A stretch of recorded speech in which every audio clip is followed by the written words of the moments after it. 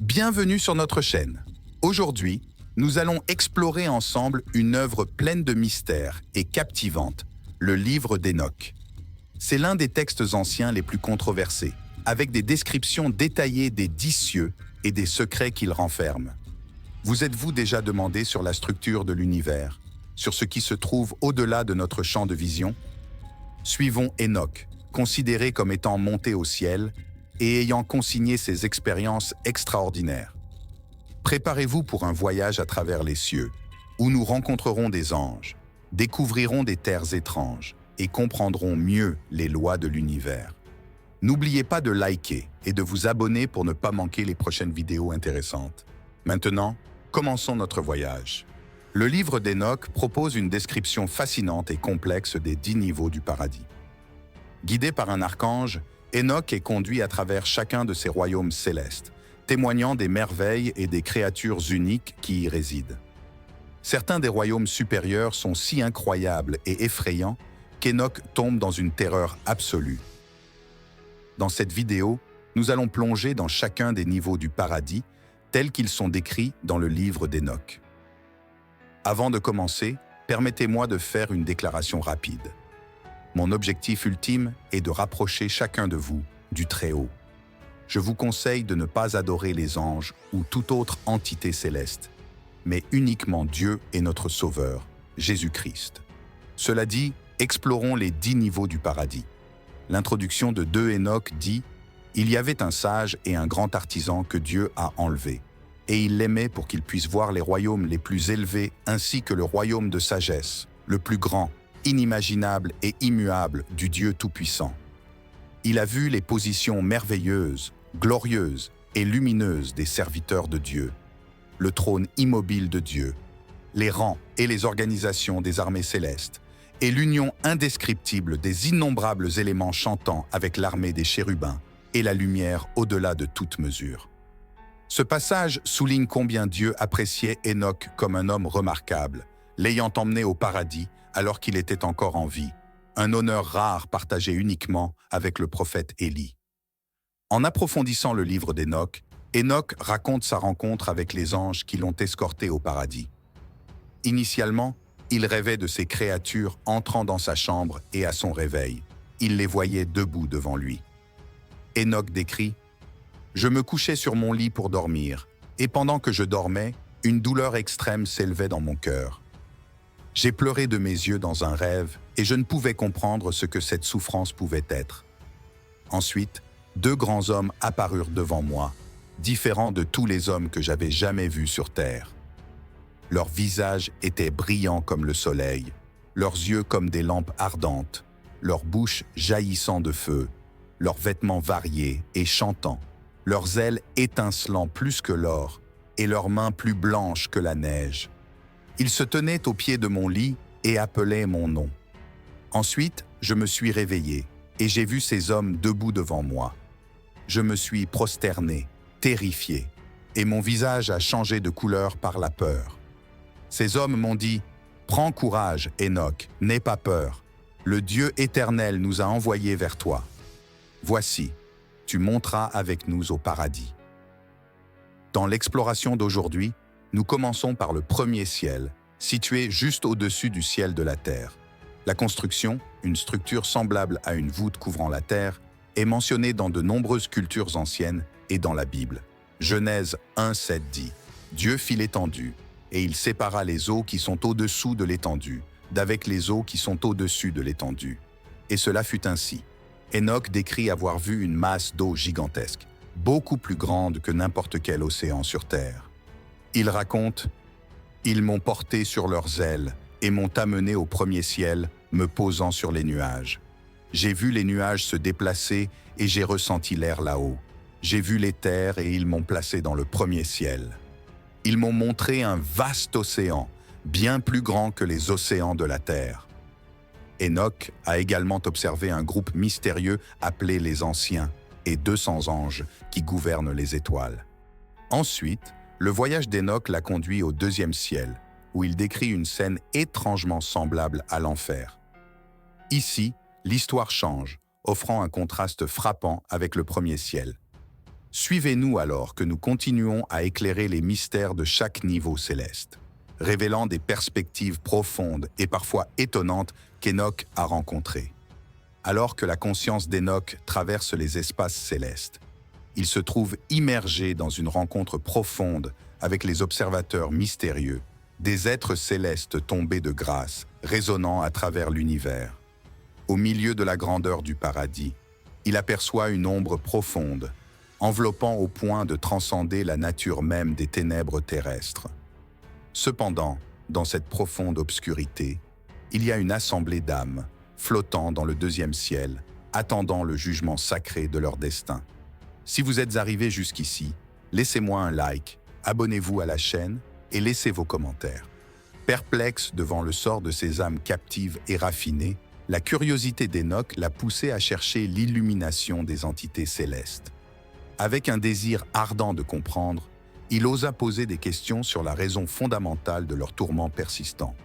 En réponse, une révélation mystérieuse a été dévoilée. Une histoire obsédante de défis, d'âmes osant abandonner le pacte sacré, délibérément s'écartant du droit chemin. Poussés par leurs propres désirs et séduits par les tentations de la rébellion, ils ont comploté contre les saintes ordonnances de l'esprit. Aux côtés de leur prince, ils se sont retrouvés piégés dans les limites du cinquième ciel, un témoignage sombre de la gravité de leur transgression. Passant du sombre abîme de la condamnation, l'aventure céleste d'Enoch a atteint son apogée avec le troisième ciel, un royaume resplendissant de la beauté céleste. Ici, parmi la splendeur du paradis, les justes trouvent consolation, leurs actes de vertu servant de clé sacrée pour ouvrir les portes du paradis. Cependant, sous la surface éclatante du bonheur, se cache un courant profond de ténèbres, un aspect mystérieux de l'univers rarement exploré, mais indéniablement essentiel dans la tapisserie complexe de l'existence. Envoûté par le panorama inspirant déployé devant ses yeux célestes, Enoch vit le paradis s'étendre dans toute sa splendeur verdoyante. Les feuillages luxuriants, ornés de fruits alléchants du paradis, répandaient un parfum enivrant qui captivait les sens. Se dressant majestueusement au centre de cette oasis céleste, se tenait l'arbre de vie éclatant, un symbole sacré d'une majesté divine, dont l'attrait dépassait les limites de la compréhension humaine. Ses racines, tissées complexement avec la structure même de l'existence, servaient de lien entre le monde terrestre et l'immortalité, une évidence éternelle de la connexion entre toutes les créatures. Deux rivières cristallines, l'une coulant avec le nectar doux du miel et du lait, l'autre offrant des potions sacrées d'huile et de vin, serpentant gracieusement à travers le paysage paradisiaque, nourrissaient chaque arbre luxuriant avec les essences de vie qu'ils apportaient. Dans ce sanctuaire paradisiaque, 300 anges resplendissants se tenaient comme des sentinelles immuables, leur chant sacré résonnant à travers le paradis, un hymne intemporel de dévotion éternelle. Leur vigilance ferme jouait le rôle d'une forteresse protectrice, défendant la sainteté du paradis, une terre sainte réservée aux justes. Définis par leur fermeté inébranlable face à l'adversité, leur compassion infinie envers les opprimés et leur engagement indéfectible envers la justice, ils se tenaient droits comme des phares de grâce divine et incarnaient la sainteté vertueuse. L'histoire du paradis d'Enoch, telle une symphonie éblouissante de révélations sacrées, dévoile la toile complexe de l'existence, une histoire intemporelle de l'échelle de l'univers, tissée des interactions éternelles entre la lumière et les ténèbres, le juste et la rébellion. Dans les salles sacrées des cieux, le destin des âmes est délicatement équilibré. Un témoignage durable de la lutte éternelle entre les forces du bien et du mal, dont l'écho résonne à travers le paradis éternellement. Si vous êtes arrivé jusqu'ici, laissez-moi un like, abonnez-vous à la chaîne et laissez vos commentaires. Cet endroit avait été préparé comme une récompense éternelle, réservée exclusivement à eux. Ensuite, Enoch fut conduit à la partie nord de ce paradis et vit ce qu'il décrivit comme un lieu terrifiant. C'était toujours au troisième ciel, mais de ce côté-ci, toutes sortes de châtiments sévères se produisaient. Ici, il n'y avait pas de lumière. Enoch insista sur le feu noir mystérieux qui brûlait. C'est là que j'ai créé un lien avec cet enfer latent. Alors qu'Enoch se risquait dans la région nord du troisième ciel, il remarqua un fleuve de feu, et je ne pouvais m'empêcher de le comparer à la description de la Bible de l'enfer avec un lac de feu. Les anges dirent à Enoch que cet endroit était préparé pour ceux qui ne glorifiaient pas le Seigneur. Plus précisément, le verset 10 plonge dans les détails sur qui exactement serait présent ici. Ceux qui devaient résider dans ce lieu étaient ceux qui pratiquaient des péchés contre la nature sur terre, tels que la sorcellerie, les sorts, la divination, le commerce avec les démons, la vantardise de leurs mauvaises actions, le vol, le mensonge, la calomnie, la luxure, la colère, l'adultère, le meurtre, le vol d'âmes humaines, le secret subterfuge des pauvres, le vol de leurs biens, l'enrichissement personnel avec les biens d'autrui, leur tromperie, et lorsqu'ils pouvaient fournir de la nourriture, la faire mourir de faim. Ils retirent également les derniers vêtements d'une personne dévêtue lorsqu'ils pourraient en fournir. Ils ne reconnaissaient pas le Créateur, mais adoraient des idoles sans âme, invisibles ou audibles, des esprits fictifs, érigeant des images et adorant des choses faites de mains humaines. Pour tout cela, cet endroit avait été préparé comme une récompense éternelle. Enoch ensuite a été emmené au 4e ciel. C'est là que sont enregistrées les traces du soleil et de la lune. Je vais décrire cela plus en détail. Le verset 11 dit « Ceux-là m'ont emmené jusqu'au 4e ciel, et ils m'ont montré là-bas tous les mouvements, l'ordre et tous les rayons de lumière du soleil et de la lune. J'ai mesuré leurs mouvements et comparé leur lumière, et j'ai vu que la lumière du soleil était 7 fois plus grande que celle de la lune. J'ai vu son cercle et ses roues, qui tournaient toujours comme le vent, à une vitesse assez merveilleuse, et son arrivée et son départ ne faisaient jamais cesser son mouvement jour et nuit. 4 grandes étoiles, chaque étoile ayant 1000 étoiles en dessous, étaient du côté droit du char du soleil, et 4 étoiles du côté gauche, chaque étoile ayant 1000 étoiles en dessous, formaient un total de 8000 étoiles, accompagnant le soleil pour toujours. Le soleil avait 150 000 anges qui l'accompagnaient pendant la journée, et 1100 anges qui précédaient le char du soleil la nuit. Avec 6 ailes et dans un feu ardent, le soleil brillait et brûlait. 100 anges. Le 5e ciel est la résidence des veilleurs, également appelés grégoriens. Ils sont décrits comme ressemblant à des humains, mais de taille gigantesque en comparaison. Ce sont des anges qui ont eu des enfants avec des femmes humaines et ont engendré les Néphilim. Si vous êtes intéressé par ce sujet, regardez ma vidéo sur les veilleurs liés ici pour en savoir plus sur ces anges. Le 6e ciel contient 7 groupes d'anges décrits comme des créatures extrêmement brillantes. Même plus éblouissants que le soleil, le rôle et la mission de ces 7 groupes d'anges sont détaillés dans le livre de 2 Enoch, chapitre 19. Ces groupes d'anges se consacrent à l'étude minutieuse et à la gestion de l'ordre de l'univers, y compris les mouvements des étoiles, les révolutions du soleil et les phases de la lune. Leur responsabilité s'étend à garantir la prospérité de l'ensemble de l'univers. Lorsqu'ils observent toute activité malveillante, ils appliquent immédiatement les commandements et les directives de Dieu. De plus, ils participent à des chants de louanges harmonieux, glorifiant la gloire sous toutes les formes imaginables. Ces 7 groupes comprennent les archanges, qui sont chargés de surveiller les autres anges. Lorsqu'Enoch a été emmené au 7e ciel, il a été saisi par une telle peur qu'il tremblait littéralement.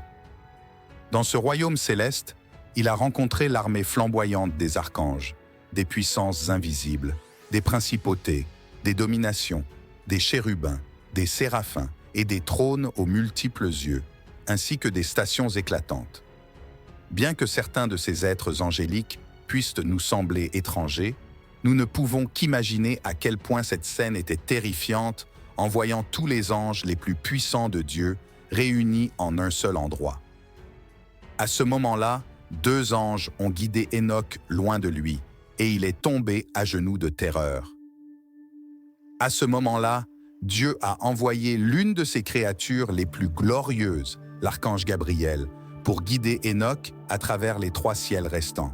Les descriptions des 8e et 9e cieux sont relativement succinctes.